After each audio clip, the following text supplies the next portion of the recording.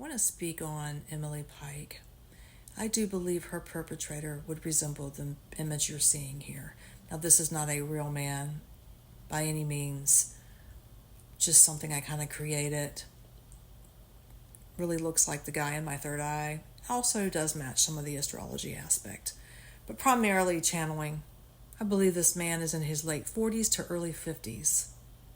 He does not feel to be a stranger, but he's not someone very familiar either.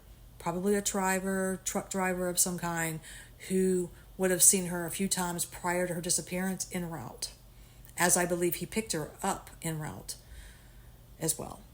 I see him owning a dark vehicle, SUV or truck, or the truck could have a camper on top, a hard shell camper on top, and it's used for utility for hauling. It's very dusty, very dirty. I get a dark green, black, or dark gray.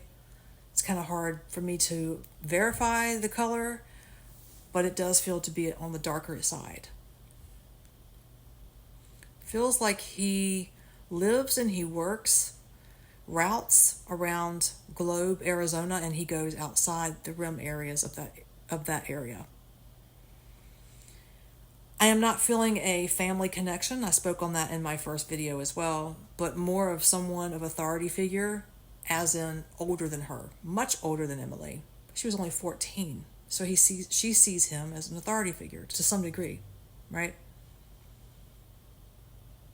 He may even have driven a van at one point and transported things. I was also getting a local mine company in Globe, right? I believe this is someone that she saw en route, and he took the opportunity to pick her up and did what he did. So I think he did see her walking, familiar with the routes, and it was, I don't want to really say it's a crime of opportunity, because he had time to do what he did. It's not necessarily planned, but it's free time on my hands. Bam, there she is, and that's it. I get a man on the stocky side. He's short with a thick neck. He has dark hair, dark eyes, possible gray hair at the temples, and his beard area could have some hair that's gray. I see someone with a receding hairline, not clean shaven at all, weathered skin, eyes are small, nose is crooked. Now in this picture, this guy doesn't really have a crooked nose, but what I'm seeing is someone who may have broken his nose at one point, and so it's not straight. Thin lips, and there's lines around his lips from smoking cigarettes. I do get a European man here, a white Caucasian, but may appear Hispanic due to his olive complexion, but I am getting European roots with him, so we'll have to wait and see how that comes out. But this guy has darker features.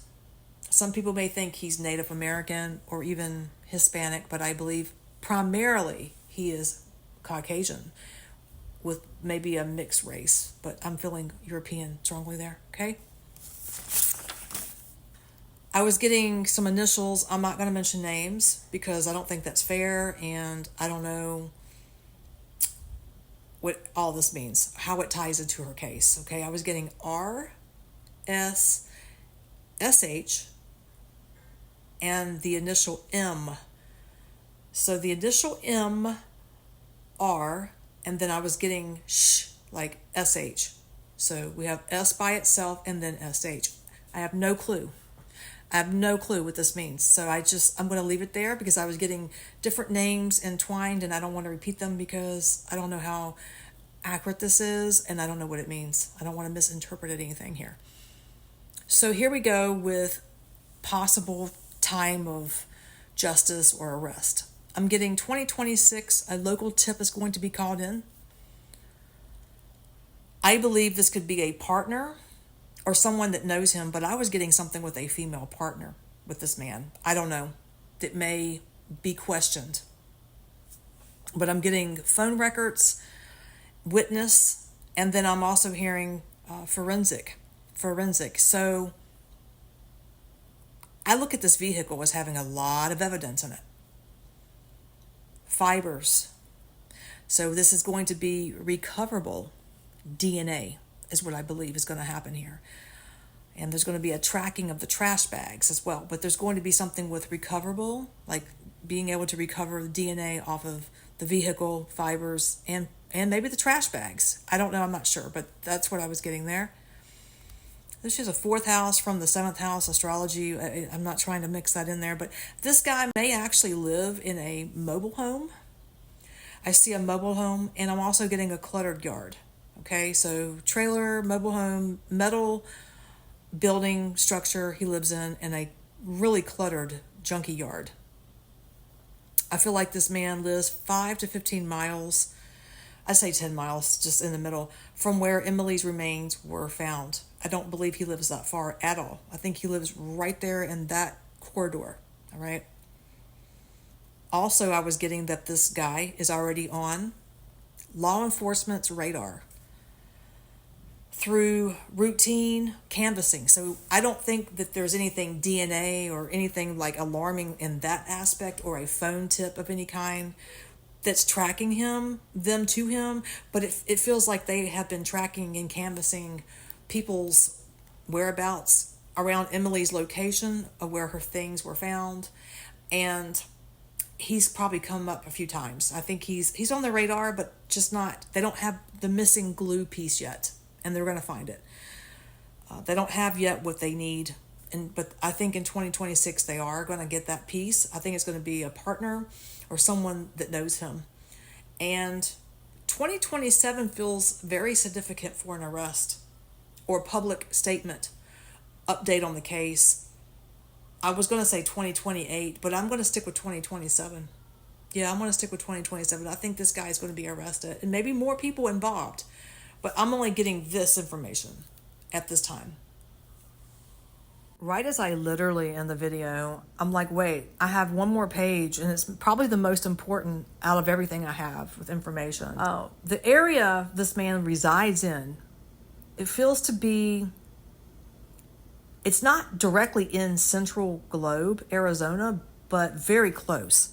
Like more going into northeast or even the eastern direction of the outskirts. So he would reside possibly in the outskirts of Globe, right? But more going northeast, east direction on the outer skirts of the area. I was seeing scattered trailers near a dry creek bed. Interesting. I mean, the creek was completely dry, but I saw like the rocks. Some areas of interest: Ice Canyon and Six Shooter Canyon were the most prominent areas, especially Ice House Canyon. I don't know why I was drawn to that area very much. But what I want to say is this man is extremely dangerous. I do believe he has a record, and I believe this man has killed or harmed someone very badly, viciously before. But I go on the line of saying he's killed before, because I believe once this guy is caught and his DNA is put into the data bank in the system, it's going to show a real probability of another case that has been unsolved, because I think he's done this before. And if he's not, after Emily, there'll be more, if not already. So he needs to be caught. That's why I'm so adamant about sharing my information. Thank you guys for listening, and prayers for Emily, that she gets the justice that she deserves.